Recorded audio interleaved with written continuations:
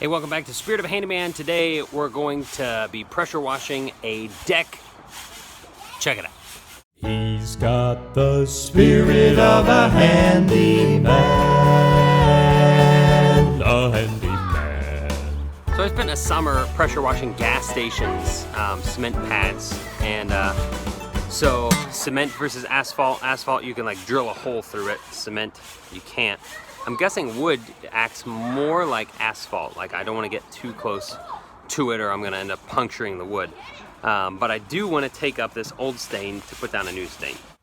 So I'm going to be using the Ryobi 2000i PSI pressure technology, basically magic machine. Throw some soap in here. As long as you use the blue tip, somehow the machine knows to use soapy water. Then switch over to this yellow tip and you can take it all off, and it decides not to use the soapy water. I don't understand, but we're gonna check it out. We're gonna test half of this with the soap, half of it without, and see what difference this soap makes. This is one of my more preliminary attempts at pressure washing this wood, and I wanted to leave this in the video just to show you how to not do it. Now, in this particular instance, I'm still far enough above the deck that it isn't causing too much damage, but you see how I'm stopping like right in front of myself? Really, when you're pressure washing, you want to make a big sweeping motion far to your left and far to your right, so you don't stop in one spot, or else you can actually cause a gouge in the wood. So you saw in the first section, not really making a big difference, but here in the sudsy area, really pretty significant.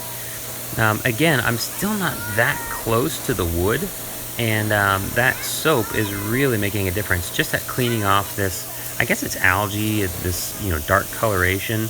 So just want to show you this little side-by-side here. You can see the difference of the clean stuff and the other stuff, and you can even see some of the old stain peeling up here.